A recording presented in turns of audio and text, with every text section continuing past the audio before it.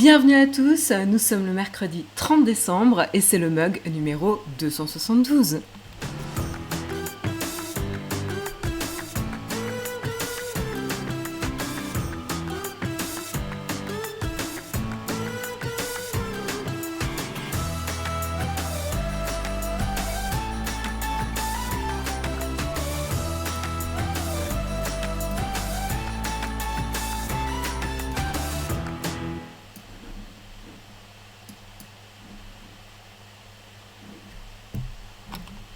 Bonjour à tous, j'espère que vous avez la forme, j'espère que cette semaine n'est pas trop difficile entre les fêtes de Noël et les fêtes de fin d'année qui se préparent.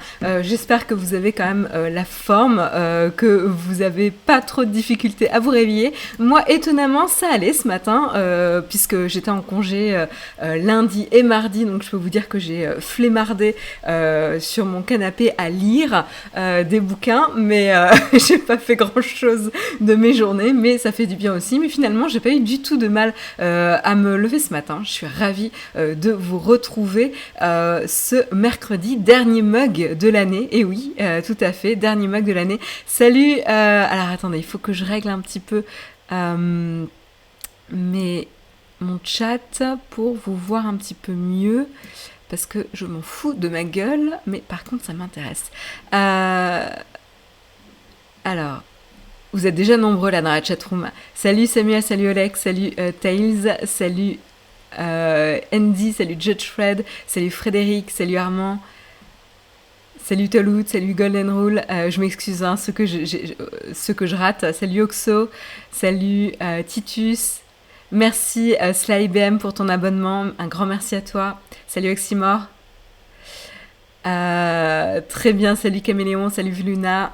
Bon, en tout cas, j'espère que j'ai l'impression que vous avez la forme là. Vous êtes assez réactifs dans la chatroom, vous avez l'air assez nombreux aussi, comme quoi on n'est pas les seuls à se lever ce matin, donc ça fait chaud au cœur. Et j'ai un petit programme plutôt léger ce matin, hein. Il faut quand même terminer cette année 2020 de manière relax, hein. Faut y aller mollo quand même. Et du coup, je vous propose sans plus tarder de commencer avec les news.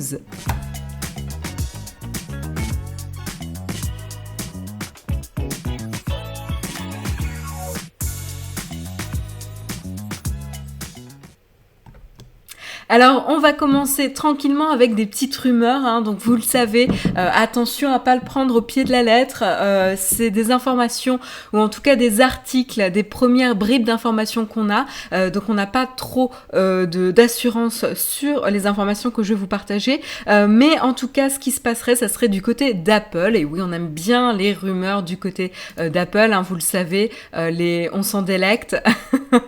Et donc du coup, ce matin, on en profite un petit peu pour en parler. Alors, qu'est-ce qui s'est passé en termes de rumeurs ? Il y aurait un utilisateur, en tout cas plusieurs utilisateurs sur Reddit et sur Twitter, qui auraient témoigné d'un problème avec les AirPods Max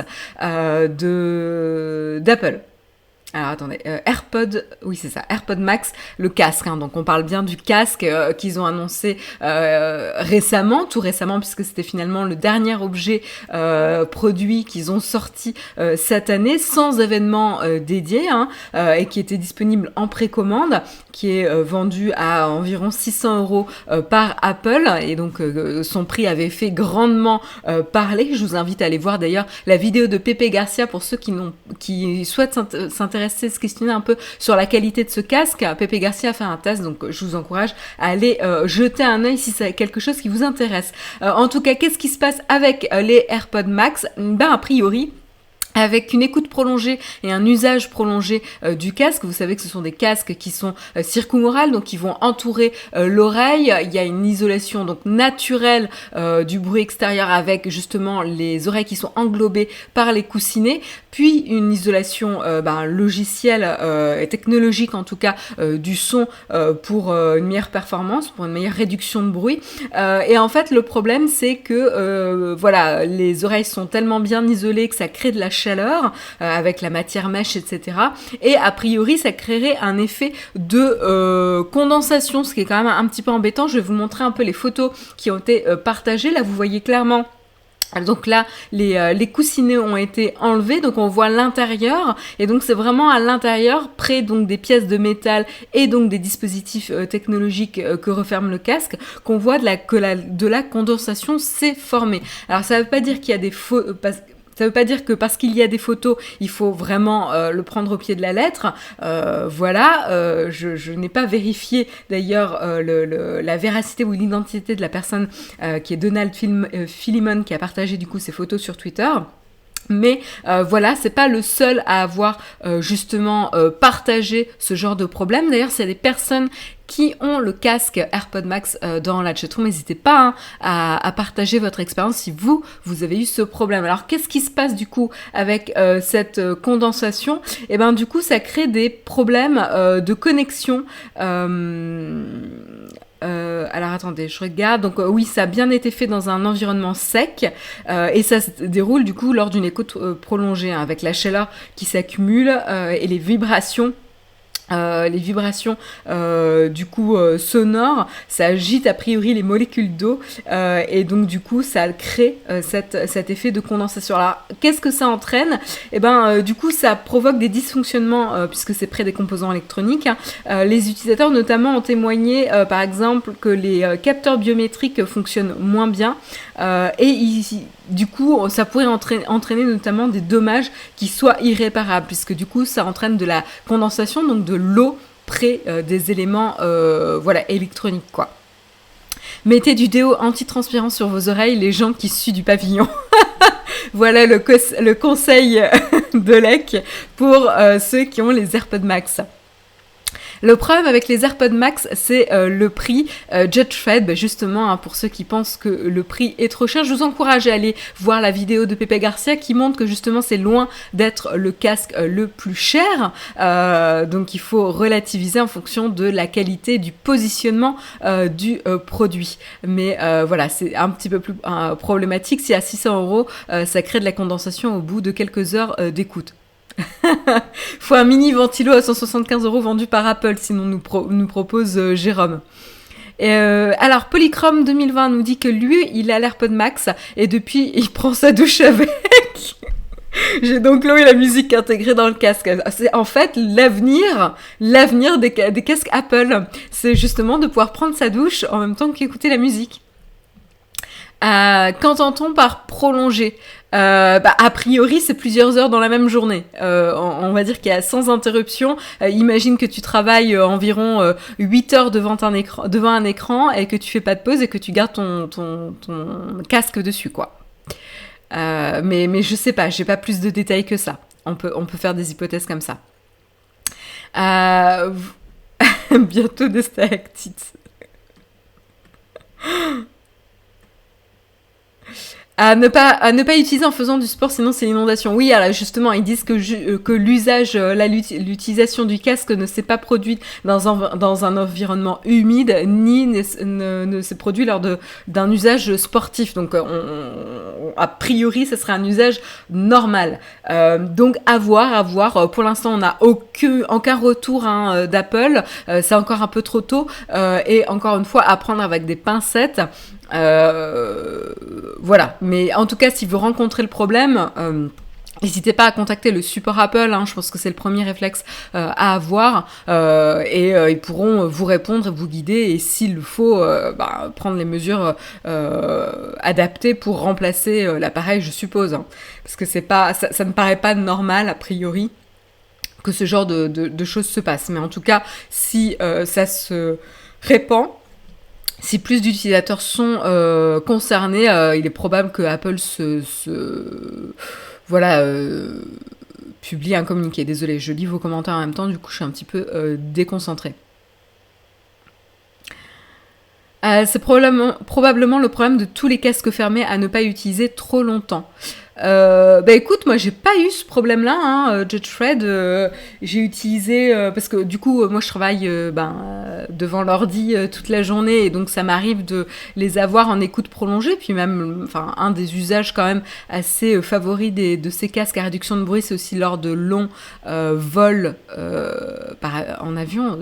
On va dire qu'en 2020 c'est un peu plus rare, mais voilà. Et j'ai jamais eu ce problème-là, en tout cas.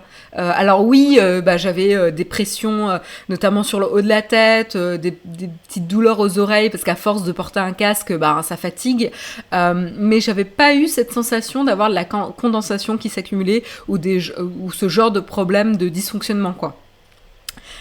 Ça y est, mais Jérôme et Oleg, on les tient plus, là. Ils enchaînent les vannes vaseuses. C'est le nouveau système d'Apple pour pousser les utilisateurs et utilisatrices à faire des pauses dans le travail, sinon ton casque audio s'autodétruit.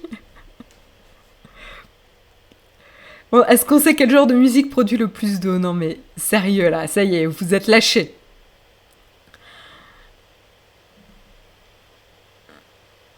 Le XM3, jamais de problème durant longtemps. Ouais, moi j'avais le XM2, moi j'ai pas eu ce problème, non. Pas eu ce problème. Mais tu peux pas enlever les coussinets pour vérifier s'il y a la condensation. Ça dépend des modèles, Angie Carl. Je sais plus lesquels j'avais où je pouvais enlever les coussinets. Je crois que les Jabra là que j'ai, je pouvais les enlever. Mais en tout cas, ce qui est certain, enfin, je veux dire, si ça créait pas de problème, on s'en foutrait, Angie Carl, de la condensation. Là, le truc qui se passe, c'est que si les gens ont enlevé les coussinets, c'est parce qu'ils ont noté qu'il y avait un espèce de dysfonctionnement avec les capteurs et donc la performance du casque était impactée. Et donc c'est là où ils ont a priori investigué et qu'ils ont enlevé les coussinets. Moi j'ai pas eu ce problème-là, donc je me suis jamais posé la question, tiens, est-ce que je peux enlever les coussinets pour investiguer? Donc voilà. Si la condensation ne créait pas de problème, je pense que voilà, ils auraient pas cherché. Mais bref, on n'en sait pas plus, donc voilà, aujourd'hui on peut faire juste des hypothèses, on n'a pas d'annonce officielle, malgré ce que Jérôme dit dans la chatroom, des informations en ce 30 décembre. Communiqué d'Apple, éviter les musiques qui utilisent la note Do. On est mal barré, hein. Bref, on va pas y arriver là. Je sens que ce mug est mal barré là. Bref, donc voilà, pas d'annonce officielle d'Apple pour l'instant. Il y en a qui nous disent erreur de conception, on ne sait pas. Pour l'instant, il y a eu quelques utilisateurs qui se sont plaints. Donc encore une fois, à prendre avec des pincettes. Est-ce que c'est un emballement d'utilisateurs qui souhaitent à tout prix montrer qu'il y a un problème avec le casque?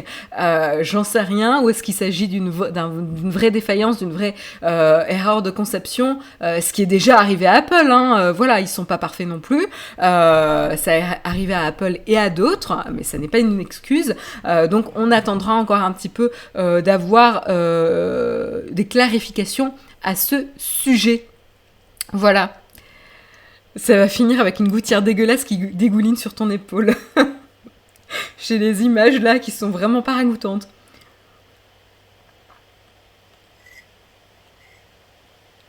Il y en a qui saluent le jeu de mots de Jérôme.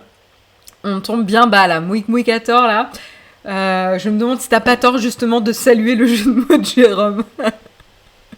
Oui, la Magic Mouse, ouais, on s'en rappelle tous. La souris qui se met sur le dos pour être rechargée, super pratique.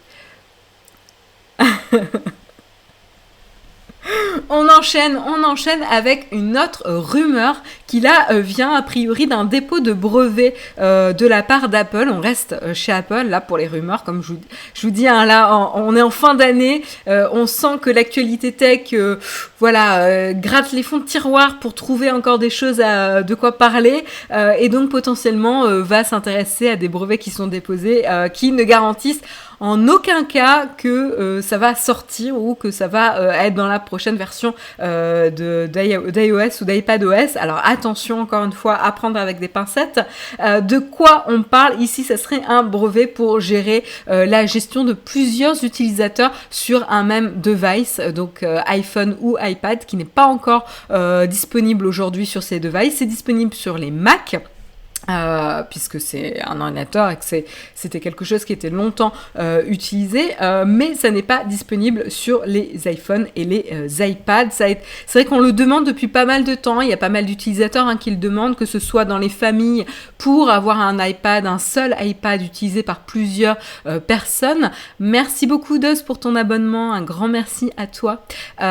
Ou plutôt même dans l'environnement professionnel où on peut se servir d'iPad, que ce soit dans les magasins pour gérer les stocks, pour actualiser ou pour faire du conseil personnalisé. Et donc du coup, on a besoin potentiellement de changer de compte avec des restrictions et des accès différents en fonction des besoins. Bref, à voir, on peut imaginer plein d'usages différents. On peut même penser aux parents qui auraient aimé peut-être avoir plusieurs utilisateurs possibles sur leur iPhone quand ils passent leur iPhone à leurs enfants pour éviter de déclencher des achats inopportuns ou contrôler les applications auxquelles ils ont accès. À voir, il y a déjà des fonctionnalités de contrôle parental, mais peut-être pas aussi développées que justement un accès à différents comptes sur un même appareil. On le sait qu'il y a déjà plusieurs applications qui le font elles-mêmes, c'est géré au niveau, en tout cas à l'échelle des applications. On le voit notamment avec les applications de divertissement, que ce soit YouTube, Netflix, Spotify, il n'y a pas ça, je sais pas. Moi, je remarque que j'ai un compte unique, mais je crois que sur Spotify, quand vous avez un abonnement familial, vous pouvez également changer de compte, ça serait logique. Donc ça existe à l'échelle des applications, mais ça n'existe pas encore à l'appareil, à l'échelle de l'appareil en lui-même. Donc à voir. Là, en tout cas, il y a un brevet qui a été déposé. Ce qui est intéressant, c'est que c'est un brevet qui va toucher le Secure Enclave. Secure Enclave, c'est un coprocesseur qui est présent sur les iPhones, les Mac et sur les autres appareils Apple, qui gère justement tout ce qui est chiffrement et tout ce qui est tâches de sécurité liées à ces appareils. Et donc du coup, ça permettrait via ce Secure Enclave de gérer plusieurs comptes et plusieurs utilisateurs justement. Et en fait, aujourd'hui, l'authentification, qu'elle soit liée à de l'identification biométrique ou par mot de passe, permet de déchiffrer le contenu d'un device et de donner accès en tout cas à ça. Donc il faut pouvoir gérer ce déchiffrement et le désolidariser pour pouvoir le gérer avec des comptes multiples en tout cas.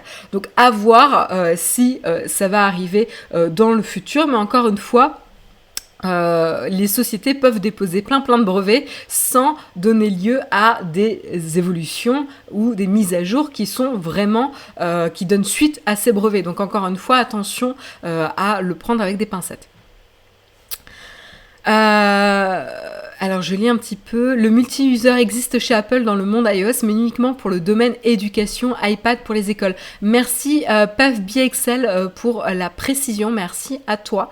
Donc voilà, en effet, le monde de l'éducation, c'est un bon exemple pour avoir justement ce genre de contrôle. Je me demande, mais je sais pas, PavBXL, dis-moi si je me trompe, mais je me demande si... ce qui arrive souvent, c'est qu'en fait, on installe une application qui va être une surcouche peut-être par rapport à l'OS d'origine et qui va permettre ce genre de contrôle. Est-ce que c'est quelque chose qui s'apparente à ça ou c'est vraiment à la racine de l'OS où tu peux avoir plusieurs comptes iOS ? Apple ne le fera pas, un seul iPad par famille au lieu de plusieurs, moins de chiffre d'affaires pour Apple.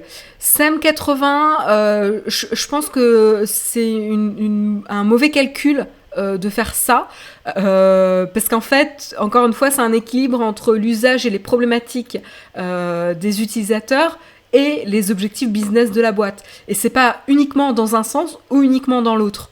Voilà, donc... Il y a des problématiques utilisateurs qu'il faut prendre en compte, sinon on n'aurait pas le succès qu'on a aujourd'hui avec certains produits. Donc ça ne va pas que dans le sens business, parce que si tu ne prends en jeu que les enjeux business, ça, en fait, tu ne résoudrais pas les problèmes utilisateurs et donc les gens n'auraient aucune raison en fait d'utiliser tes produits.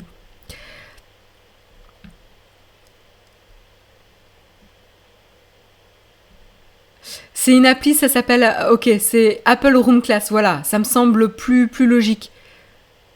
Pav Excel, je me souviens plus très bien, quand je travaillais pour APR, on envoyait les iPads chez Apple Men. Oui, ben voilà, a priori, ce que dit... hop, je lis. Voilà, ce que nous dit Armand, c'est qu'en effet, c'est une appli qui est installée par-dessus l'OS qui s'appelle Apple Room Class, qui permet justement de gérer ça. Donc... SEM80, ils vendent 40 millions de devices par an malgré cela, donc ça marche. Encore une fois, tu simplifies un peu grossièrement. C'est pas une critique, hein, mais c'est juste pour montrer que c'est un peu plus complexe que ça. Dans une roadmap produit, tu as des priorités à prendre en compte. Et on voit bien que dans la logique Apple, ils ont commencé du plus simple et ils enrichissent au fur et à mesure des besoins en priorisant les problèmes utilisateurs qui sont alignés avec les objectifs business. Et les possibilités techniques également. Avoir développé du multi-user au lancement de l'iPad, ça faisait pas sens en fait, parce qu'il n'y avait pas encore d'usage prouvé. Donc une fois qu'on a bien compris l'usage, on peut réorienter, adapter et itérer sur le produit. C'est comme ça que ça fonctionne hein, dans le système, dans la conception produit. Voilà. Donc c'est tout à fait logique qu'il ne l'ait pas priorisé au début. Et il y avait des choses qui étaient plus prioritaires pour l'iPad, notamment du contrôle parental, etc. Donc voilà, en tout cas aujourd'hui ça n'existe pas a priori, c'est plutôt une application hein, qui est installée par-dessus. Nous on a une application, en tout cas chez Alan, on a une application qui permet de gérer la flotte d'appareils aussi à distance par exemple. Donc ça donne des accès, etc. Ça nous oblige à faire des mises à jour au bout d'un certain temps, etc. Donc ça ressemble aussi un peu à ça. Pas exactement, mais un peu. Donc voilà, en tout cas pour l'instant rien de confirmé, donc à prendre avec des pincettes comme vous le savez, et on vous tiendra au courant évidemment si on a plus d'informations qui arrivent ou des affirmations en tout cas sur ce genre de potentielle fonctionnalité qui ferait vraiment son arrivée. Mais pour l'instant c'est pas le cas, il s'agit juste d'un brevet. On verra dans le futur ce qui se passe. On continue avec la prochaine news et cette fois-ci c'est du côté de Facebook. Alors qu'est-ce qui se passe du côté de Facebook? Et bien tout simplement ils ont décidé de liquider certaines de leurs holdings situées en Irlande. Alors là ça y est, ça commence à frétiller un petit peu. Tout simplement c'était des holdings qui permettaient d'optimiser le régime fiscal.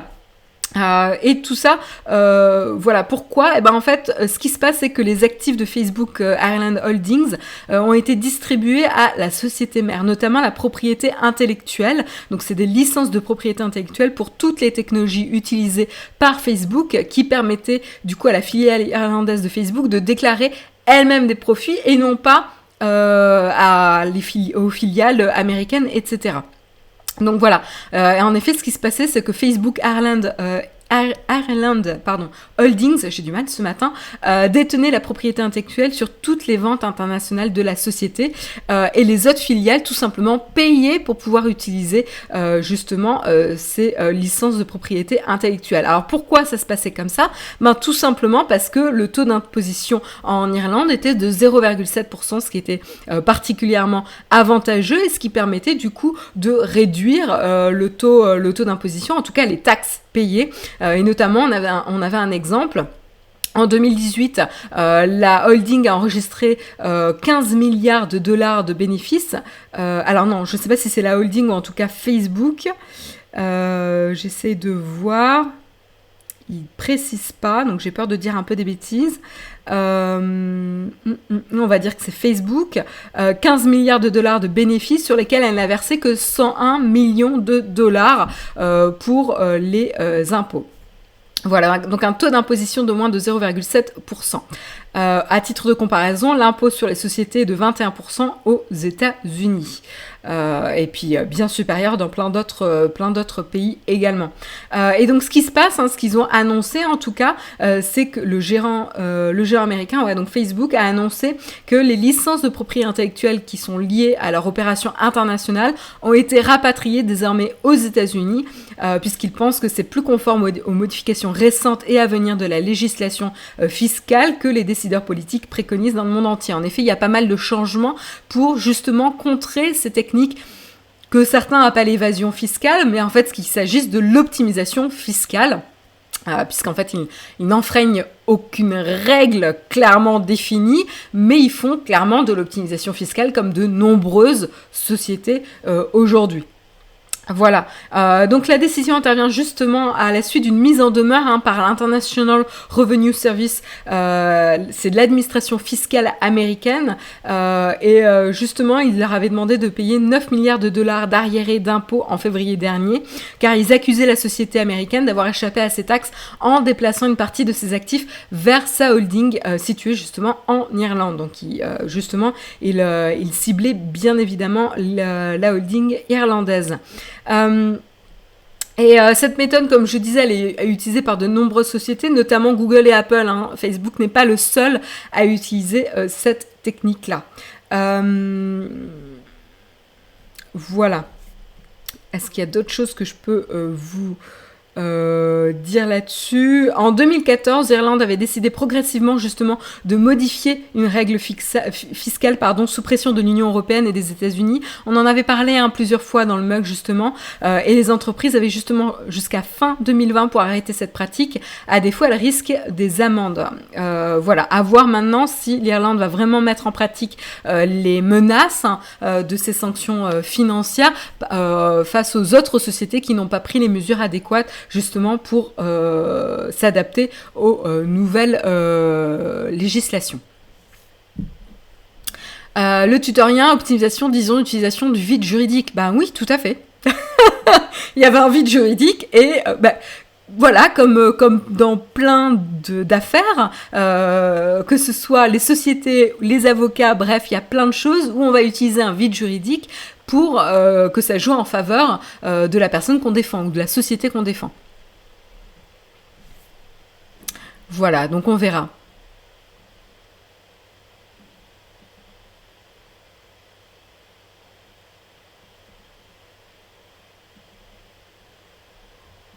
L'Irlande se fiche du taux d'imposition, c'est les emplois. Oui, non, mais évidemment, Sam 80, évidemment qu'il y avait des avantages. L'Irlande faisait pas ce taux d'imposition de gaieté de cœur. Tout simplement, ça les rendait beaucoup plus attractifs à l'échelle internationale et de l'Union européenne. Voilà, enfin, évidemment, qu'il y a un intérêt pour l'Irlande, il y a un intérêt pour les sociétés, il y a un intérêt pour l'Irlande. Mais ça ne tient plus. C'est plus vraiment une solution et ils ne peuvent plus se défendre face à la critique de l'Union européenne et des autres pays.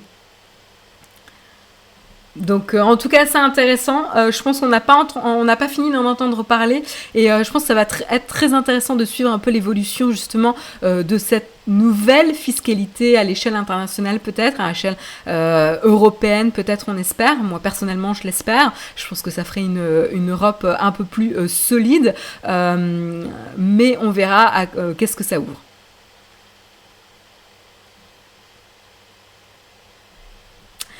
Oui, après, il y a des espèces de petites menaces qui disent « Ah mon Dieu, mais si on met en place ça, on pourra plus utiliser Facebook en Europe, etc. » Oui, vu le marché européen, je pense que Facebook aimerait pas trop non plus tourner le dos, quoi. Même si on représente pas... voilà... à un moment donné, je pense qu'il faut aussi peser le pour et le contre et voir ce que représente le marché européen pour Facebook.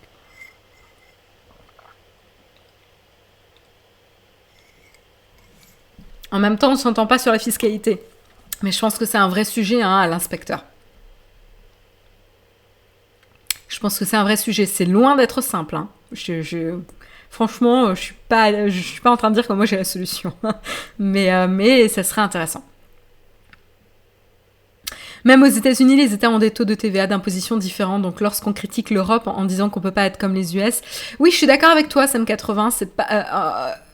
Je suis d'accord, je suis complètement d'accord avec toi. Je suis pas en train de critiquer l'Europe. Je suis en train de critiquer l'Europe, mais je suis pas en train de dire que on est plus faible que les États-Unis ou on doit faire pareil que les États-Unis, etc.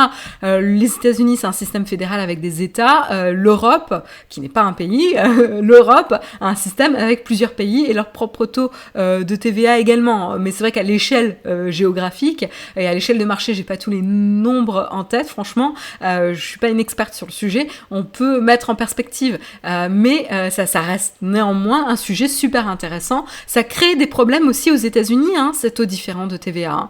Il y a des avantages et des inconvénients. Hein. Enfin bon. En tout cas, on vous tiendra au courant, en tout cas, s'il y a des évolutions sur ce sujet, mais ça reste un sujet vraiment super, super intéressant. Autre sujet qui, je pense, va vous faire parler, c'est le Nouvel An.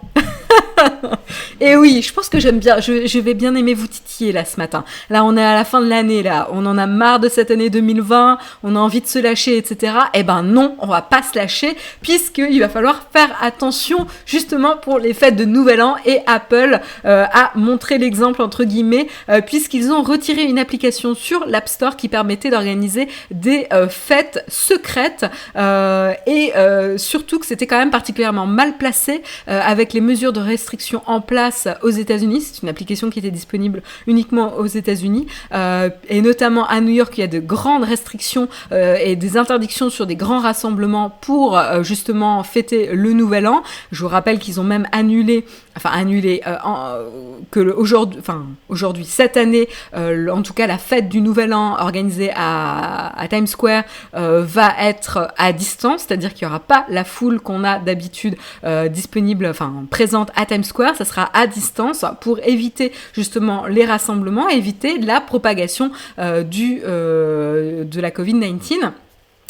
Et surtout avec les chiffres actuels aux États-Unis. Et donc du coup, ce qui s'est passé, c'est que Apple a retiré l'application Vibe Together qui était disponible justement sur l'App Store et qui encourageait l'organisation de ces fêtes secrètes, et notamment organiser des fêtes pour le Nouvel An et pouvoir en profiter, etc.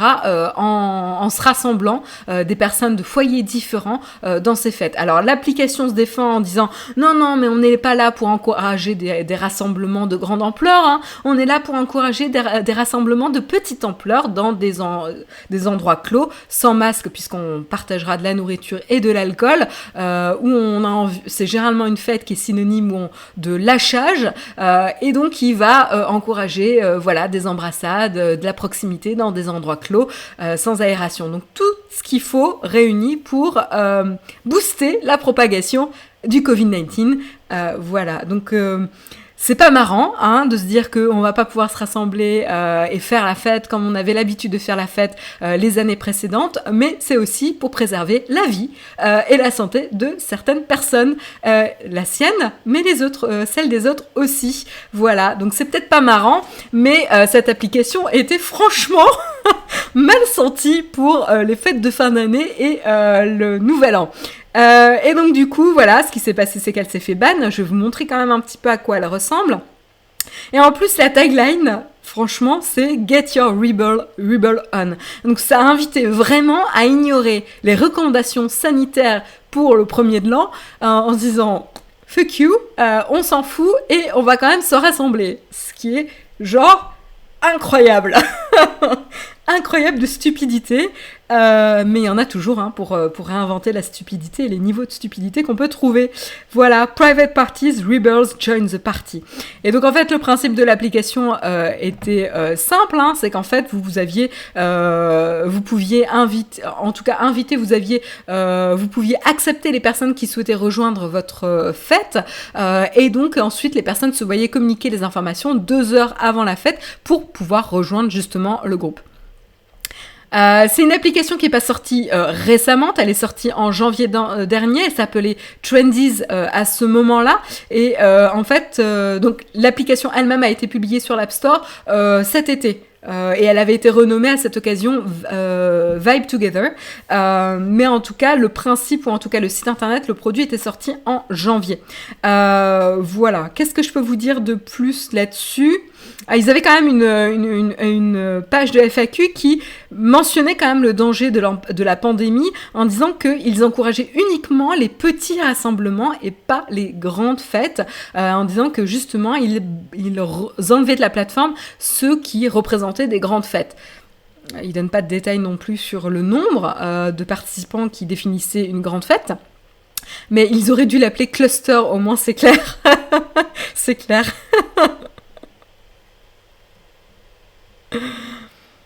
Et ouais, merci à tous ceux qui ne le fêteront pas en groupe. Grâce à vous, je pourrais peut-être partir en échange à Hong Kong.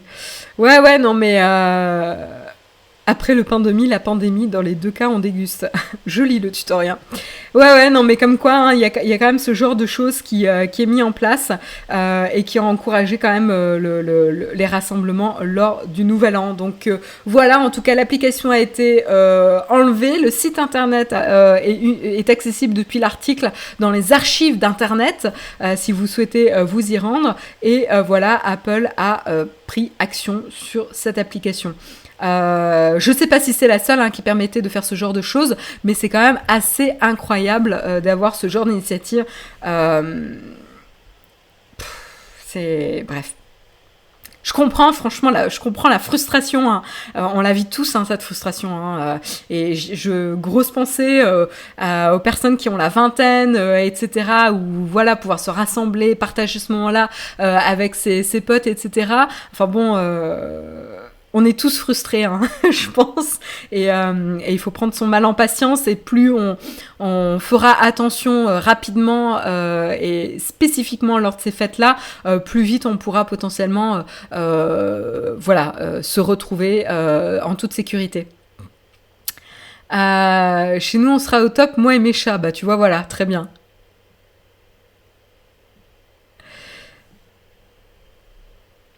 C'est une appli qui existait avant, c'est pas pour éviter le confinement et faire un fuck aux règles sanitaires non plus.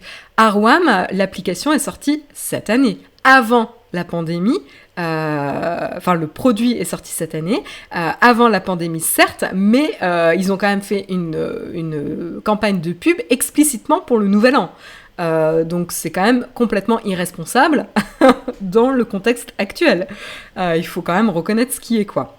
Voilà, donc je voulais quand même le mentionner, surtout dans le contexte où le Nouvel An va se passer très très bientôt. On va continuer à utiliser la vidéoconférence, même s'il y a plus fun.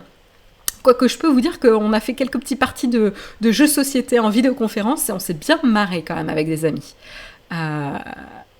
Voilà. Ça fait un peu Apple, c'est mieux que vous, ce qui est pour votre bien. J'épiffe, oui et non. Je suis d'accord avec ta remarque. Je pense qu'en fait, ils auraient été pointés du doigt s'ils avaient fait s'ils avaient pris aucune mesure non plus. Et en fait, ils sont quand même une plateforme de distribution. Et c'est comme on attend d'eux qu'ils vérifient la qualité des applications et notamment les autorisations, quelles sont les données qui sont collectées, etc. Il y a une review des applications Apple. On attend aussi qu'ils n'encouragent pas ce genre de comportement qui mettrait à danger une certaine population. Voilà. Donc je suis assez d'accord avec toi, c'est quand même assez étonnant que ce soit des sociétés privées qui en viennent à faire ça. C'est pas un sujet simple, loin de là. Petite news aussi que je voulais vous partager parce que je la trouvais quand même assez intéressante, c'était du côté d'Amazon. Qu'est-ce qui se passe du côté d'Amazon ? Eh bien tout simplement, ils ont ouvert leur API, leur service de map. Tout simplement. Donc c'est vrai qu'Amazon ont développé et ont construit ce service de cartographie depuis un long moment, tout simplement pour leur service de livraison. À peu près la moitié des livraisons aux États-Unis sont gérées avec leurs propres camions, les propres camions d'Amazon. Et donc c'est vrai que maintenant ils ont développé une API qui permet à d'autres personnes, d'autres services d'intégrer leur service de cartographie et donc de se positionner comme une alternative à Google. Et c'est ça que je trouvais ça assez intéressant. Alors aujourd'hui, on communique pas trop à ce sujet-là. Amazon il n'y a pas eu trop d'articles à ce sujet où je les ai ratés peut-être, mais je trouvais ça intéressant où Amazon arrive un peu en sous-marin, où pour l'utilité de leur service de livraison et leur principal business qui est donc le marketplace et la plateforme Amazon en elle-même, ils ont tout le temps essayé d'améliorer ce service de livraison qui est vraiment un pain point, et ils ont peu à peu gérer l'expérience de bout en bout, ils y arrivent de plus en plus, et pour ça, ils ont développé des outils qui vont maintenant commercialiser potentiellement pour d'autres services, qui va leur créer une nouvelle chaîne de revenus. Et donc ça, c'est assez intéressant comme stratégie. Et donc là, on le voit hein, maintenant, vous pouvez ajouter le service de cartographie et de localisation à d'autres applications. Donc je vous montre un petit peu. Voilà carrément la page d'Amazon qui mentionne ça. Maintenant, on peut faire ça et ajouter ce service, Introducing Amazon Location Service, qui vous permet du coup de gérer la cartographie, l'index des lieux et les trackers pour trouver justement la localisation en temps réel. Voilà. Donc je trouvais ça particulièrement intéressant. J'ai pas plus d'informations à partager pour l'instant. Je voulais juste le mentionner parce que je trouvais ça vraiment, voilà, ça montre un petit peu comment petit à petit Amazon grappille et se positionne sur certains cœurs de business qu'on pensait monopole et finalement pas tant que ça. C'est leur propre fond de carte ou c'est uniquement le système de localisation des livreurs qui est propriétaire? Écoute, là en tout cas dans ce que je vois, c'est qu'il y a à la fois le service de cartographie qui permet de créer des cartes et d'utiliser la donnée de partenaires. Et donc là, c'est des cartes et des styles de cartes qui sont fournis par Esri et Here Technologies. Voilà. Donc ça, je ne sais pas si ça appartient à Amazon ou pas. Donc là, on peut en savoir un peu plus peut-être en allant chercher là. Voilà, il parle beaucoup de S3 et Here.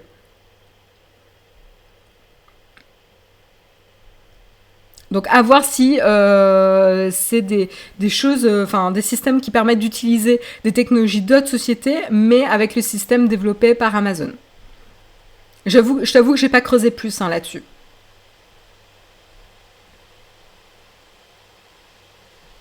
Mais ça a l'air quand même assez intéressant. Très très intéressant. Ah ok, c'est le carte de l'Esri. Voilà.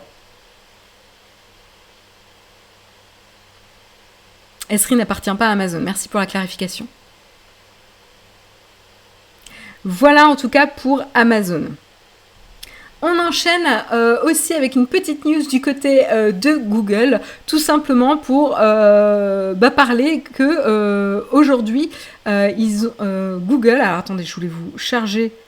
Ah, évidemment, je ne vais pas la voir sur le store français. Je regarde.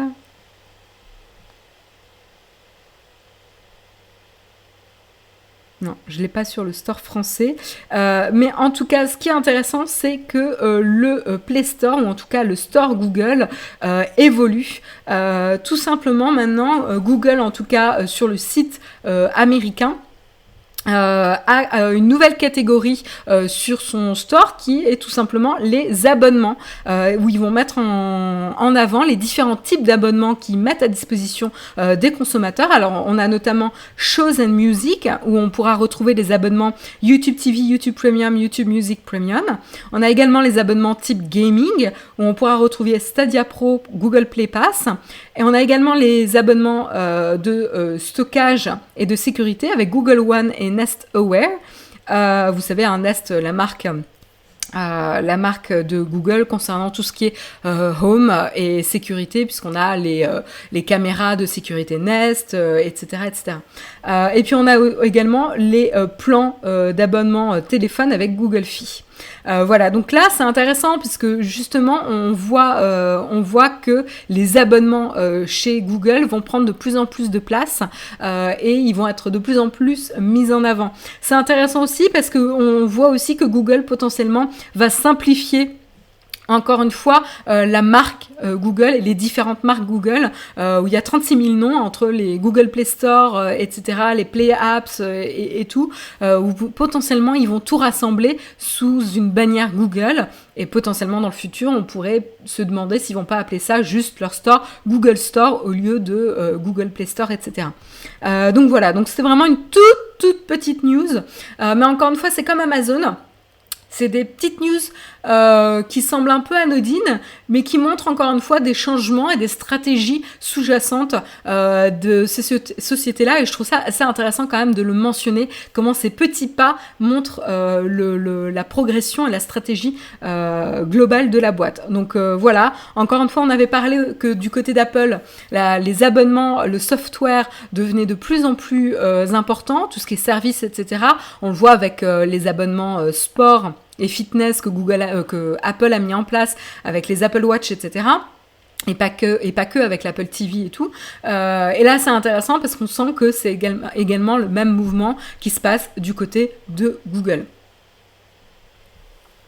Une certaine logique qui devient une habitude dans ces entreprises. Ouais, tout à fait. Tout à fait. Donc, très, très intéressant. Voilà pour, en tout cas, Google. Et puis, je voulais terminer les news d'aujourd'hui avec un article qui revient un peu sur les gagnants et les perdants de cette année 2020 dans la tech. C'est un article de USA Today. Je vous encourage à aller lire l'article si vous souhaitez en savoir plus. Moi, je vais vraiment juste l'effleurer un petit peu. Il est dans le Flipboard Nowtech, hein, comme d'habitude. Mais ce qui est intéressant, c'est que cette année a été quand même particulière, très très particulière. Vous le savez aussi bien que moi, on l'a tous vécu, chacun avec nos expériences personnelles, et puis on a partagé les galères ensemble durant cette année, on en a parlé de nombreuses fois. Et ça a été passionnant aussi de partager nos expériences et d'essayer de comprendre quels allaient être les impacts sur ces sociétés tech, mais également sur nos habitudes à nous. Et ce qui est intéressant, c'est que du coup, pour revenir un peu sur les gagnants et les perdants, donc on va commencer un petit peu sur les grands gagnants de cette année. Et même se demander si ça va être des gagnants à long terme. Alors on a notamment tout ce qui est vidéoconférence avec Zoom qui a quand même une croissance assez impressionnante, qui est passée d'une base d'utilisateurs de 10 millions d'utilisateurs à 300 millions après la pandémie. Alors attention encore une fois à mettre en perspective puisque c'est pas forcément des utilisateurs uniques mais des utilisateurs lors de sessions Zoom. Et lorsqu'on travaille à distance, on fait souvent plusieurs sessions de vidéoconférence par jour. Donc en fait, un même utilisateur pourrait faire plusieurs sessions. Voilà. Mais ça n'empêche que ça reste une croissance qui est énorme pour Zoom, qui était inattendue et évidemment grandement encouragée par tout ce qui était distanciation sociale, travail à domicile, télétravail, etc. Et trouver des moyens de rester connecté avec ses collègues, d'avoir des classes et des cours à distance, etc. Ou même de pouvoir se retrouver avec sa famille, etc. Donc Zoom a été un des grands gagnants en termes de croissance pour cette année 2020. Il y a eu également d'énormes bouleversements côté streaming et même on peut aller un peu plus loin côté production de contenu Hollywood et divertissement. On en a parlé, vous savez que c'est un des sujets qui m'intéresse particulièrement. On en a pas mal parlé ces dernières semaines, mais c'est vrai que... Alors, c'est un article américain, ça se voit par le choix qu'ils ont choisi, mais on va prendre, ils ont parlé de Wonder Woman 1984 qui n'est pas disponible encore en France, mais si on prend un exemple que vous connaissez, on peut parler de Soul, le dernier film d'animation Disney Pixar, qui est sorti ce jour de Noël sur les différentes plateformes, sur Disney+, ce qui n'est pas une plateforme différente, mais dans les différents pays. Voilà, donc ça a été une sortie internationale qui normalement aurait dû se faire au cinéma. Et d'ailleurs, les créateurs du dessin animé se sont étaient un peu tristes à l'idée que ce dessin animé n'avait pas la chance de se retrouver sur grand écran. Et j'avoue qu'après avoir vu le dessin animé, j'aurais vraiment aimé le voir sur grand écran également. Mais ça m'a pas empêché d'apprécier le dessin animé. Et donc voilà, c'est vrai que on le voit. Ça a été vraiment un signe des temps d'avoir ce genre de sortie qui se fait de manière internationale sur une plateforme de streaming et non plus dans les salles de cinéma. Et donc là, on voit, c'est l'explosion de Netflix, Amazon Prime, Disney+. Alors aux États-Unis, on retrouvera également Hulu, HBO Max, etc. Mais ça a été vraiment l'avènement, entre guillemets, de ces plateformes de distribution de contenu qui se battent sur le catalogue et pas sur la technologie en elle-même ou sur la qualité de l'expérience uniquement. Là, on est vraiment sur plutôt des médias, quoi. Quel type de catalogue ils vont mettre à disposition. Et d'ailleurs, on le voit sur les dernières annonces de Disney+, qui vont étoffer leur offre et qui vont proposer notamment une offre qui va être plus adaptée aux adultes, notamment avec la catégorie Stars qui va arriver et le catalogue Hulu qui va être disponible dans Disney+. Alors, encore une fois, à prendre avec des pincettes, puisqu'en France, avec la chronologie des médias, la négociation des droits par pays, etc., on ne sait pas ce qu'on aura droit en France encore. J'ai pris un an de Disney Plus pour ma fille et j'ai fini par regarder The Mandalorian. Bah écoute, Sam80, tu vois, toi aussi, t'es passé du côté obscur. Voilà donc pour côté streaming, mais c'est pas les seuls impactés évidemment par le climat de cette année 2020. Il y a également la livraison de nourriture. Je pense que vous l'avez vu, hein, la livraison de restaurants, etc. Dans cette période où, notamment en France, les restaurants sont encore fermés, on ne peut pas se rendre au restaurant. Comment faire pour soutenir les commerces locaux, les restaurants qu'on apprécie? Et ben notamment la livraison de nourriture passe par là. Donc tous les services du type Uber Eats, Deliveroo, etc. Pourtant qui étaient sous le feu des projecteurs avec les conditions de travail précaires des livreurs, et ben finalement c'est devenu aussi un moyen de soutenir les restaurants qu'on apprécie. Alors c'est vrai que nous, ça nous arrivait avec Jérôme, on a un resto qu'on apprécie particulièrement à côté de chez nous. Alors là, il se trouve que du coup, on passait devant et on commandait directement, on n'utilisait pas les services de livraison, mais d'autres restos qui sont plus loin, qui nous auraient demandé de prendre des transports en commun, etc., bah du coup, on a fait des livraisons, quoi. Et donc du coup, c'est vrai que ça c'est passé de quelque chose d'assez anecdotique à quelque chose de répandu. De la même manière que commander à la fois chez les restaurants avec des services de livraison, mais également se faire livrer ses courses, puisqu'on a de moins en moins envie de se rendre dans les supermarchés. Rappelez-vous, là, surtout moi je me rappelle le premier confinement, on n'avait vraiment pas envie de se rendre carrément dans les supermarchés. Et il y a eu un gros boom de livraison de courses directement à domicile aussi. Donc ça, c'est intéressant. C'est aussi une démocratisation de cette fonctionnalité, de ce service-là. Et puis il y a également tout ce qui est service de gaming qui a bénéficié également de ce contexte de confinement et du coup qui a limité les choix de divertissement parce que également, hein, ce climat anxiogène, etc., le fait que nos options de divertissement se sont retrouvées grandement réduites, et bah, du coup, on s'est reporté sur des choses qui étaient plus sûres et à notre disposition, et notamment tout ce qui est jeux vidéo. Et donc là aussi, ça a été un bénéfice pour tout ce qui était gaming, mais pas uniquement. On a aussi vu un boom côté service d'exercice à distance ou chez soi. Moi, par exemple, j'ai pris un abonnement sur Down Dog, l'application Down Dog, pour avoir des programmes de yoga comme je le souhaite.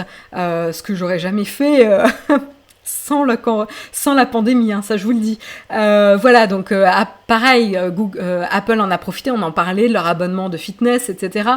Peloton aussi, avec ses produits, ses cours et ses produits de fitness. Et puis il y a également le paiement dématérialisé aussi, qui a eu un boom, notamment avec Apple Pay, Google Pay. Je pense qu'il y a plein de personnes aussi qui n'utilisaient pas forcément les technologies sur leur carte de crédit de paiement sans contact, qui aujourd'hui l'utilisent. Moi qui ne l'utilisais pas beaucoup, aujourd'hui, quand je peux, je ne fais que ça.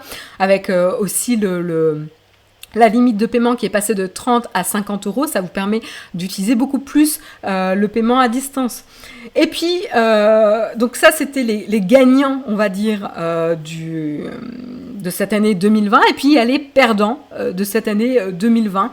Alors, perdants temporaires ou définitifs, ça dépend, hein. On a notamment Quibi. Alors que vous connaissez peut-être pas trop et qu'on connaît pas vraiment en Europe puisque c'est un service uniquement sorti aux États-Unis, qui était initié par les membres d'Hollywood, Jeffrey Katzenberg et la CEO, la précédente CEO d'eBay, Meg Whitman, qui avait justement cette idée de service vidéo qui permettait d'offrir des programmes courts avec des grands noms de l'industrie du divertissement en payant un prix mensuel. Et donc, en fait, ils ont sorti le service avec des programmes, etc., avec un produit fini, sans tester, sans voir s'il y avait un market fit, etc. Et en fait, ils se sont plantés, mais royalement. Aujourd'hui, Quibi est donc mort. Voilà. Autre perdant de cette année 2020, c'est encore les smart glasses. Donc vous savez, ces lunettes intelligentes de réalité augmentée. Aujourd'hui, on a un usage qui est relativement limité encore, peut-être plus dans le domaine professionnel. On n'a pas encore prouvé l'adoption au grand public. On a eu notamment les spectacles qui ont grandement fait parler d'elles d'un point de vue marketing, parce que Snapchat est quand même assez bon d'un point de vue marketing, mais qui n'a pas eu de grande adoption depuis. On a eu notamment Amazon aussi qui avait parlé des Alexa Glasses qui étaient en test en 2020, mais aujourd'hui on n'a pas de nouvelles par rapport à ça. Bref, on n'est pas encore sur quelque chose de très très mûr concernant le marché des lunettes connectées et augmentées. On a également TikTok qui a eu une année difficile. Alors difficile parce qu'ils ont essayé de se faire... ils se sont fait un peu limiter, restreindre par le gouvernement américain, tenter d'interdire, etc. Donc ça a été un peu une année... compliqué pour TikTok, à voir ce qui va se passer en 2021 pour eux. C'est pas encore fini, il faut pas encore les enterrer. Et puis on a également la réalité virtuelle qui aujourd'hui n'est pas encore sur quelque chose de suffisamment mature. Là encore, ça veut pas dire que c'est mort, mais on n'a pas encore d'usage grandement émergé. Ici, on n'a pas encore de service grand public, même si on a de la popularité côté Facebook Oculus, mais on n'est pas encore sur une adoption, une grande adoption. Et puis, les derniers perdants de cette année 2020 que mentionne l'article, et c'est intéressant, c'est évidemment tout ce qui est service de VTC, Uber, Lyft, qui a eu une année particulièrement difficile, puisque évidemment on s'est beaucoup moins déplacé et on a eu donc le confinement, le télétravail, etc. Plus de divertissement à l'extérieur auquel se rendre, plus de concerts, je suis la première à en parler, plus de concerts, plus de sorties resto, plus de fêtes, toutes ces sorties qui étaient des occasions aussi pour prendre des VTC, se sont vues grandement limitées, et donc évidemment les services d'Uber et Lyft ont été grandement impactés. On l'a vu avec Uber qui a dû se séparer de plusieurs sections qui étaient plus prospectives, ils s'en sont séparés. Donc voilà, année compliquée, une vraie opportunité pour certains et compliquée pour d'autres, mais c'était intéressant de revenir un petit peu, de faire un bilan là-dessus.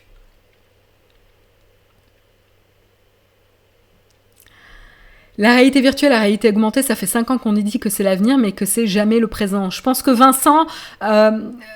Il y a plusieurs choses qui rentrent en jeu. Il y a la miniaturisation de la technologie qui était un problème. Rappelle-toi les premiers casques, etc., qui étaient beaucoup trop lourds et qui du coup, vraiment impactaient ton expérience de manière négative. Il fallait avoir des câbles, etc. Tu n'étais pas forcément libre de tes mouvements comme tu l'es.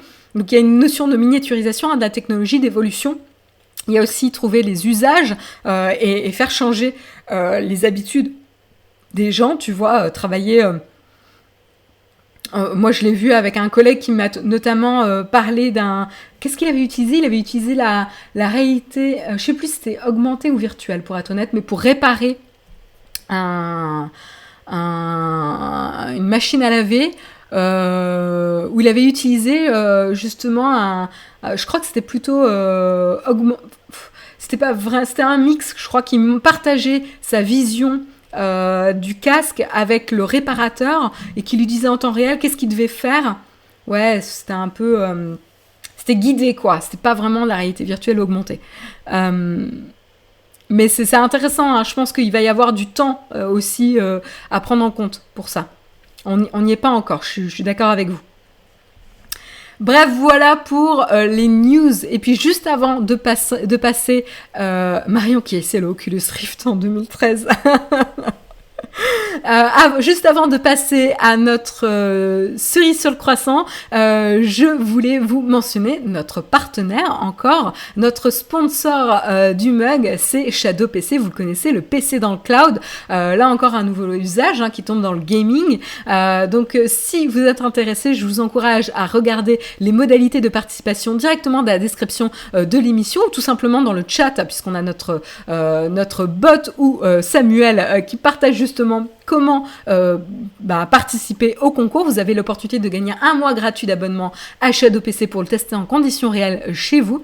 Et puis le concours est valable chaque semaine. Donc si vous n'avez pas gagné cette semaine, vous pouvez tout le temps retenter votre chance chaque semaine. Et le tirage au sort le prochain tirage au sort se fait le 8 janvier de l'année prochaine. Voilà. Je vous propose de passer à la cerise sur le croissant.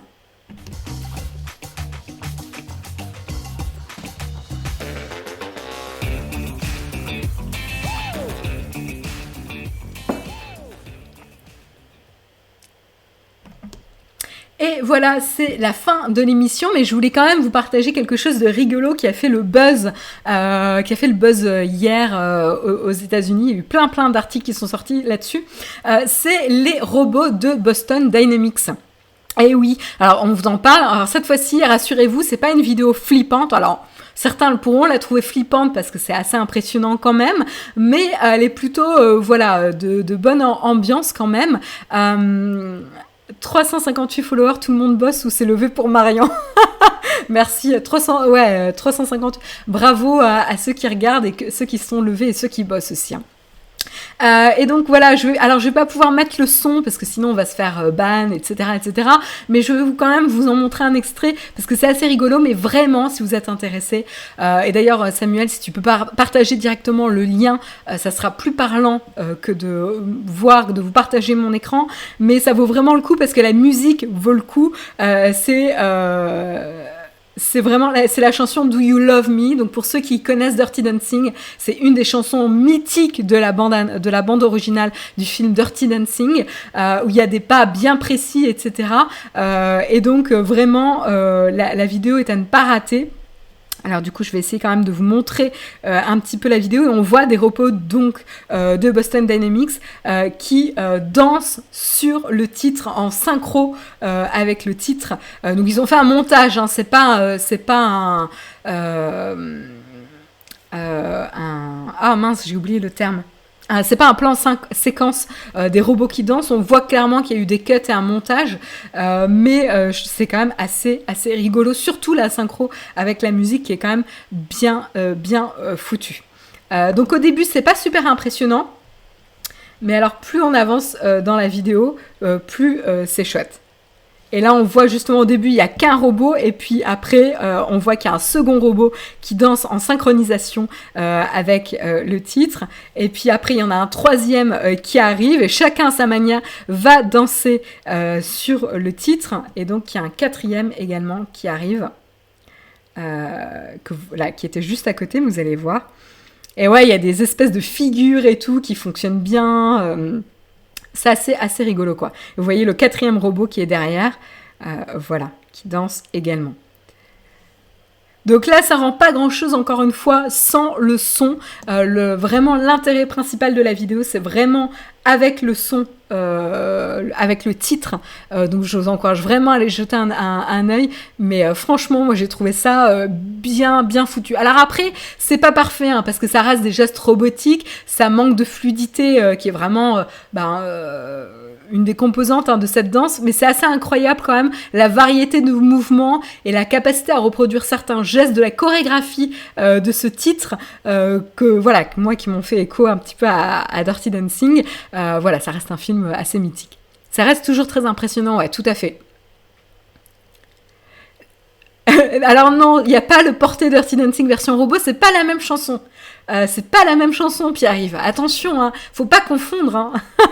C'est pas la chanson mythique de Dirty Dancing, The Time of My Life, qui est à la fin du film où il y a le fameux porté, etc., qui est repris par de nombreux films de comédie romantique d'ailleurs. Mais c'est un autre titre qui est très chouette, un autre titre très chouette de la BO de Dirty Dancing. les ingés ont dû s'éclater à faire ça. Ouais, n'empêche, c'est une sacrée prouesse hein, d'avoir fait ça, d'avoir programmé ça, quoi. Tout à fait. Et voilà, bah écoutez, c'était la fin de l'émission, il est 9h04, et voilà, je vais rester 2-3 minutes juste pour voir vos commentaires. Impressionnant qu'ils arrivent à danser vu que leurs mouvements sont d'abord faits pour nous traquer et nous éliminer. Le petit commentaire flippant de Lek en ce mercredi 30 décembre 2020.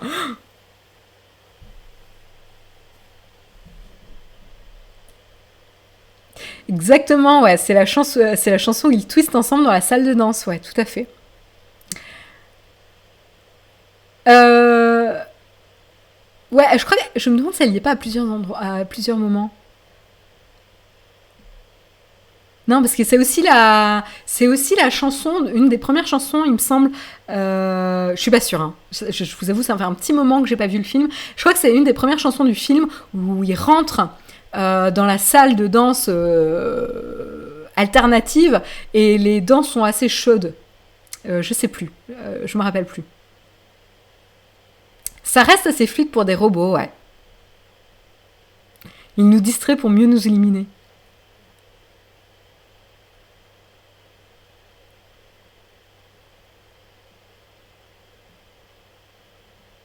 Ah, c'est aussi la chanson où elle s'éclate sur le petit pont toute seule. D'accord.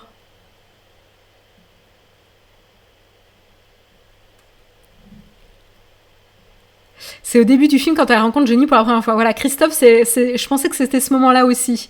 Il me semble que c'était ce moment-là aussi. C'est possible qu'il l'ait plusieurs fois hein, dans le film.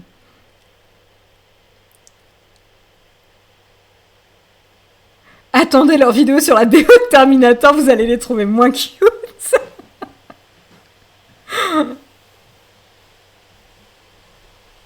Ils ont transféré les mouvements des danseurs, il n'y a pas de programmation, c'est comme les machines CNC. D'accord, merci Macalga pour la précision. Bon bah écoutez, sur ces belles paroles, pas flippantes du tout, alors certains pourront les trouver cute, certains pourront trouver les flippants, c'est un peu cette année, tout en dualité, 2020 était une année de merde ou une super année à vous de choisir. En tout cas, ce qui est sûr, c'est que je vous souhaite une excellente fin d'année. Voilà, et j'espère que vous allez quand même pouvoir la passer dans une bonne ambiance avec les personnes que vous appréciez à distance ou ensemble si vous faites partie du même foyer. Et puis voilà, je vous souhaite plein de bonnes choses pour le futur, je vais rester vague, je ne veux pas porter de malheur, etc. On se retrouve du coup l'année prochaine, la semaine prochaine pour le prochain mug. À bientôt et on se retrouve également pour un petit apéro demain. Quand même, avec Jérôme. On va prendre l'apéro avec vous comme on l'a fait le soir du réveillon. Bye bye, très bonne année à tous.